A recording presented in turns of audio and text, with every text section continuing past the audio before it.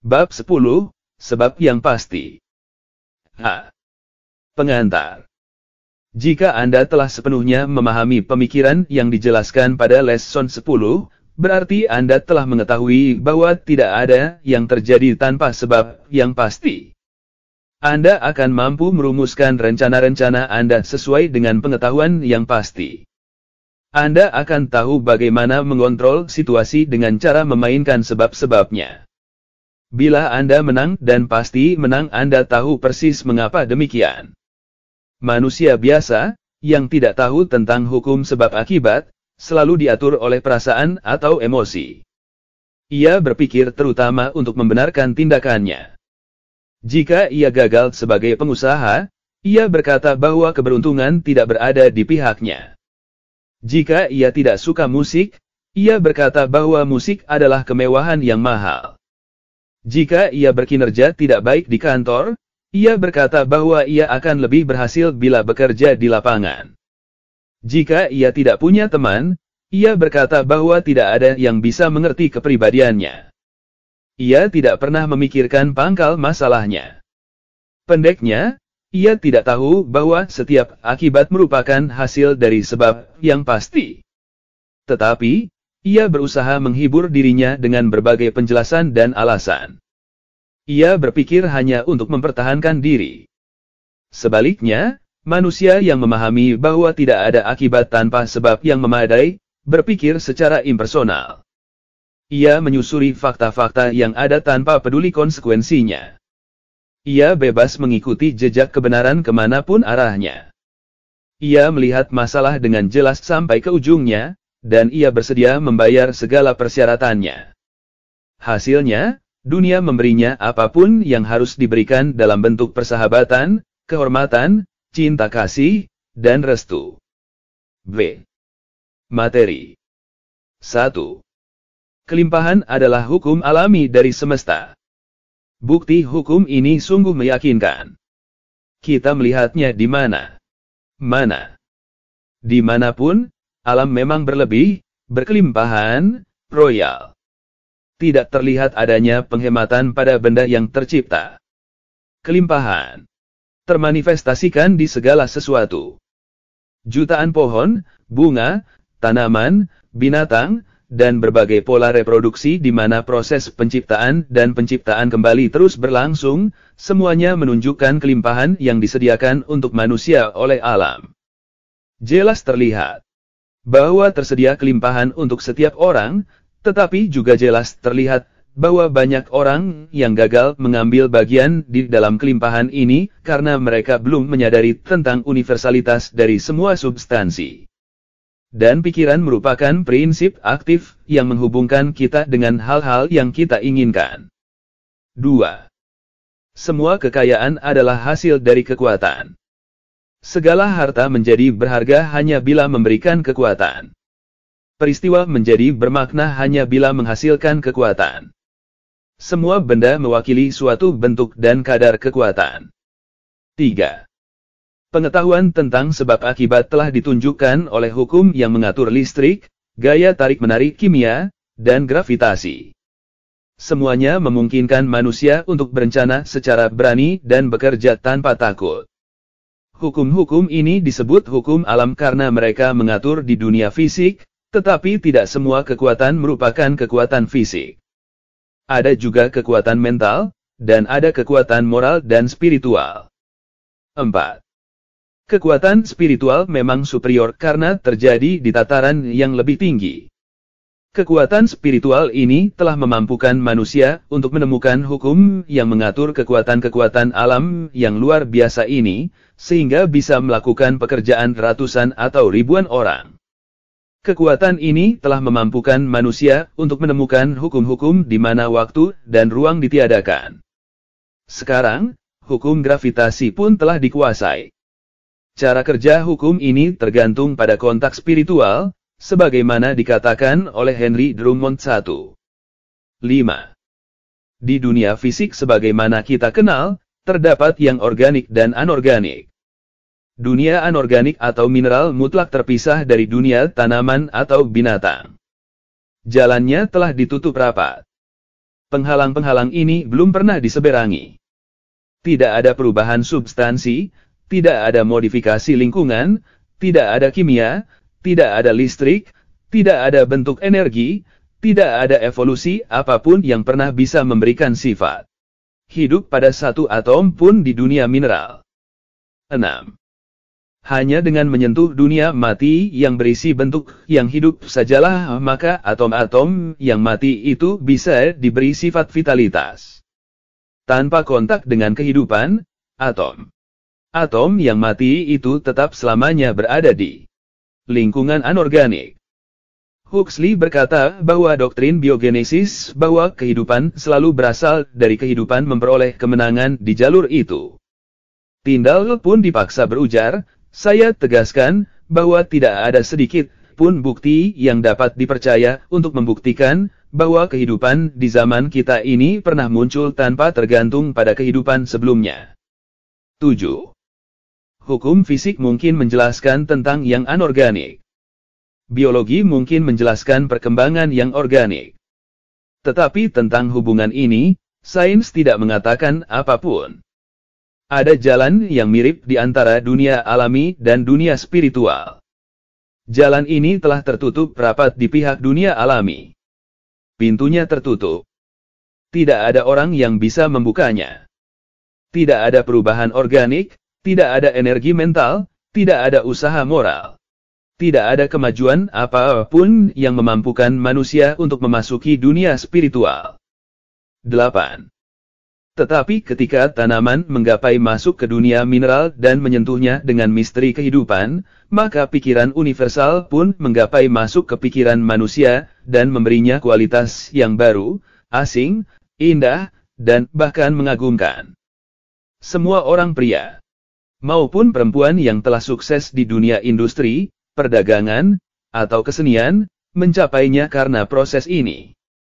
9.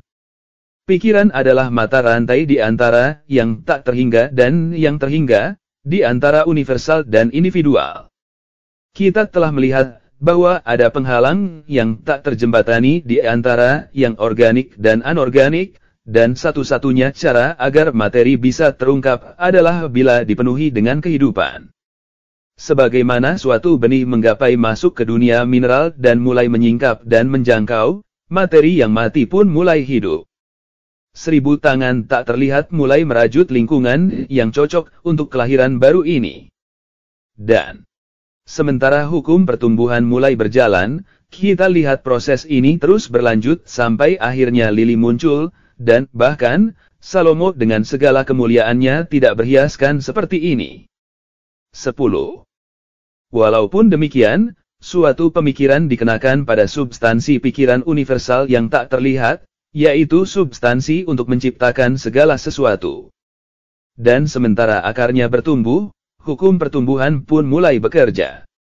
Lalu, kita mendapati bahwa kondisi dan lingkungan hanyalah bentuk objektif dari pikiran kita. 11. Hukumnya adalah bahwa pemikiran merupakan bentuk vital aktif dari energi dinamis yang mempunyai kekuatan untuk berhubungan dengan objeknya. Lalu, energi ini membawanya keluar dari substansi tak terlihat, yang dipakai untuk menciptakan segala sesuatu di dunia objektif, atau dunia yang tampak. Oleh dan melalui hukum inilah segala sesuatu menjadi termanifestasi. Inilah master key yang dapat Anda gunakan untuk masuk ke tempat rahasia dari yang tertinggi, dan Anda diberi kekuasaan atas segalanya. Dengan memahami hukum ini, Anda dapat memutuskan suatu hal dan hal itu akan dibentuk bagimu. 12. Hal itu bersifat mutlak. Jika jiwa semesta sebagaimana yang kita ketahui adalah spirit universal, maka semesta hanyalah kondisi yang telah dibuat oleh spirit universal untuk dirinya sendiri. Kita semata-mata hanyalah spirit yang diindividualisasikan, dan kita sedang menciptakan kondisi-kondisi untuk pertumbuhan kita dengan cara yang persis sama. 13. Kekuatan kreatif ini tergantung pada pengenalan kita akan kekuatan potensial dari spirit atau pikiran. Jangan keliru menganggapnya sebagai evolusi. Kreasi adalah menciptakan apa yang tidak ada di dunia objektif. Evolusi semata-mata adalah terungkapnya potensi yang terkandung di dalam hal-hal yang sudah ada. 14. Dengan memanfaatkan kemungkinan-kemungkinan yang luar biasa yang terbuka bagi kita melalui kinerja hukum ini, kita harus ingat bahwa sebenarnya kita tidak memiliki peranan atas keberhasilan itu. Sebagaimana sang guru besar berkata, bukan aku yang bekerja, melainkan dia yang ada bersamaku. Dialah yang bekerja. Kita harus mengambil posisi yang persis sama. Kita tidak bisa melakukan apapun untuk membantu manifestasi ini. Kita hanya mematuhi hukum dan pikiran yang mencipta. Segalanya akan memberikan hasilnya. 15. Kesalahan besar di masa sekarang ini adalah adanya pikiran bahwa manusia harus menciptakan kecerdasan di mana yang tak terhingga dapat bekerja untuk menghasilkan tujuan atau hasil tertentu. Itu tidak perlu. Pikiran universal dapat diandalkan untuk menemukan cara dan sarana guna menimbulkan manifestasi yang penting. Tetapi, kita harus menciptakan tujuan, cita-cita, dan tujuan ini haruslah sempurna. 16. Kita tahu bahwa hukum yang mengatur listrik telah dirumuskan sedemikian, sehingga kekuatan yang tak tampak ini dapat dikontrol dan digunakan untuk manfaat dan kenyamanan kita melalui ribuan cara. Kita tahu bahwa pesan disampaikan ke seluruh dunia, bahwa mesin berat menjalankan tugasnya, bahwa listrik sekarang praktis menerangi seluruh dunia.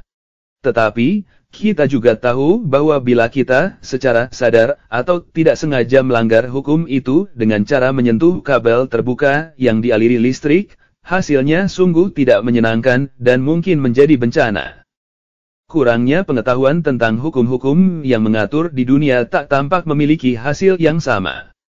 Selalu saja ada banyak orang yang menanggung konsekuensinya. 17. Telah dijelaskan bahwa hukum sebab akibat tergantung pada polaritas satu sirkuit harus dibentuk. Namun, sirkuit ini tidak bisa dibentuk kecuali kita bekerja selaras dengan hukum itu. Bagaimana kita bekerja secara harmonis dengan hukum itu kecuali kita tahu apa hukum itu? Bagaimana kita tahu apa hukum itu? Dengan cara belajar dan mengamati. 18.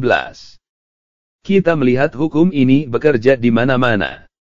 Alam memberikan kesaksian tentang bekerjanya hukum ini dengan cara mengekspresikan diri secara diam dan terus-menerus di dalam hukum pertumbuhan. Dimanapun ada pertumbuhan, di sana pasti ada kehidupan. Di mana ada kehidupan, di sana pasti ada keselarasan. Akibatnya, segala sesuatu yang memiliki kehidupan terus-menerus menarik pada dirinya sendiri kondisi-kondisi dan persediaan yang diperlukan untuk berekspresi secara menyeluruh. 19. Jika pikiran Anda selaras dengan prinsip kreatif alam dan selaras dengan pikiran yang tak terhingga, ia akan membentuk sirkuit dan tidak akan kembali pada Anda dengan tangan kosong. Tetapi, mungkin saja Anda memikirkan pikiran-pikiran yang tidak selaras dengan yang tak terhingga. Berarti tidak ada polaritas, dan sirkuitnya tidak terbentuk. Maka, apa hasilnya? Apa hasilnya bila sebuah dinamo menghasilkan listrik, tetapi sirkuitnya dipotong padahal tidak ada saluran keluar? Dinamonya berhenti bekerja. 20. Demikian pula Anda. Jika Anda tidak mengabaikan pikiran-pikiran yang tidak selaras dengan yang tak terhingga, sehingga tidak bisa terpolarisasi, maka sirkuit tidak akan terbentuk. Anda terisolasi. Pikiran-pikiran melekat pada Anda, mengusik Anda, mencemaskan Anda. Akhirnya, hal itu menimbulkan penyakit atau mungkin kematian. Dokter mungkin tidak mendiagnosis seperti ini. Ia mungkin menyebutkan nama yang indah untuk diagnosisnya, yang telah dibuat untuk berbagai penyakit, yang merupakan hasil dari pemikiran yang salah. Tetapi, penyebabnya tetap saja sama. 21.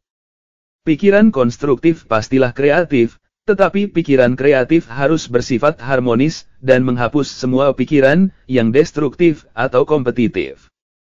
22. Kearifan, kekuatan, keberanian, dan semua kondisi harmonis merupakan hasil dari kekuatan. Dan telah kita lihat bahwa semua kekuatan berasal dari dalam diri. Demikian pula, setiap kekurangan, batasan, atau kondisi yang sulit merupakan hasil dari kelemahan. Dan kelemahan identik dengan tidak adanya kekuatan.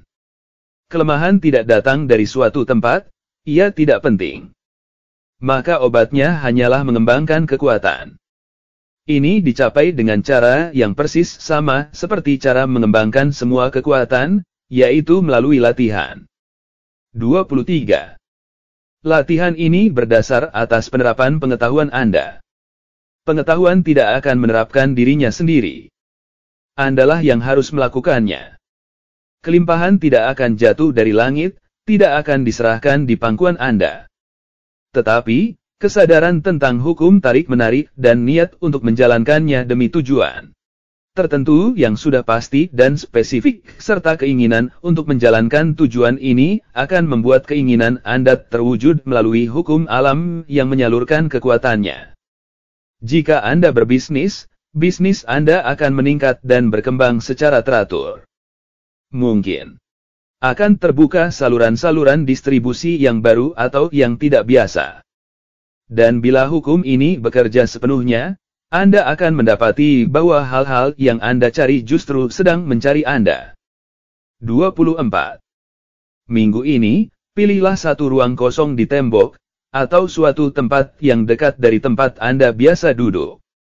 Dalam pikiran Anda, gambarlah garis horizontal hitam kira-kira 15 cm. Cobalah melihat garis itu sejelas mungkin, seakan-akan terlukis di tembok.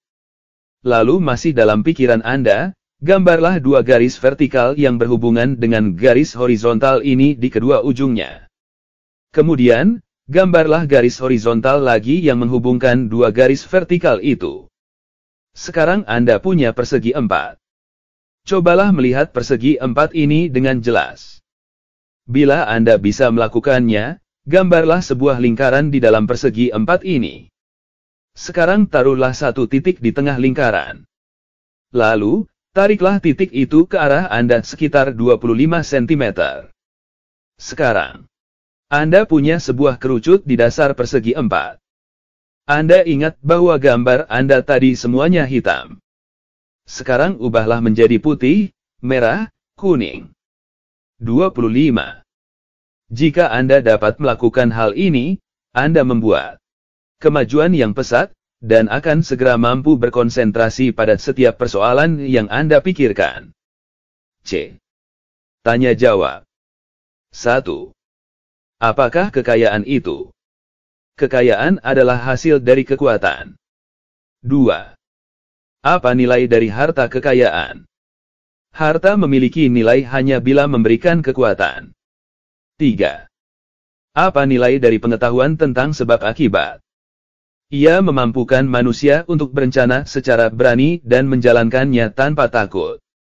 4. Bagaimana kehidupan bermula di dunia anorganik? Hanya dengan diperkenalkan pada suatu bentuk yang hidup. Tidak ada cara lain. 5. Apa mata rantai penghubung antara yang terhingga dengan yang tak terhingga? Pikiran adalah mata rantai penghubungnya. 6. Mengapa demikian? Karena pikiran universal bisa bermanifestasi hanya melalui individu. 7. Sebab akibat itu tergantung pada apa? Pada polaritas. Suatu sirkuit harus dibentuk. Pikiran universal adalah kutub positif dari baterai kehidupan, sedangkan individu adalah kutub negatifnya. Pikiran membentuk sirkuitnya. 8. Mengapa banyak orang yang gagal mendapatkan kondisi-kondisi yang harmonis? Mereka tidak memahami hukumnya. Tidak ada polaritas. Mereka belum membentuk sirkuit. 9. Apa obatnya? Mengenal hukum tarik-menarik secara sadar dengan niat menjadikannya ada untuk tujuan yang pasti. 10. Apa hasilnya? Pikiran akan berhubungan dengan objeknya dan membuatnya termanifestasi karena pikiran adalah produk dari manusia spiritual, dan spirit adalah prinsip kreatif dari semesta. Bila suatu objek atau tujuan digenggam dengan jelas di dalam pikiran, maka bentuknya dalam bentuk yang nyata dan dapat dilihat hanyalah soal waktu. Visi selalu mendahului, dan ia menentukan realisasinya. Lilian Whiting. Pikiran yang tajam menimbulkan kekuatan untuk melukisnya, dan sebanding dengan kedalaman sumbernya itulah kekuatan proyeksinya. Emerson. 1. Henry Drummond, tahun 1851 sampai 1897, adalah seorang profesor di Edinburgh University di Skotlandia. Ia sangat tertarik dengan ilmu alam dan agama. Ia berjuang menyampaikan kepada banyak orang bahwa cinta kasih adalah jalan menuju kebahagiaan sejati.